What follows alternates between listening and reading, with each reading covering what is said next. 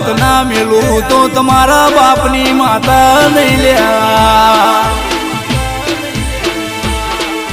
આઠમના દાડે ભેમા ભુવાની ઓશમો એક દાડાના સમયમાં વહુ આવ્યું હે દેવી દુશ્મને મેણો માર્યો મારી આઠમની વાતનો રૂંગોનો હિસાબ ના લાઈ આલું તો લ્યા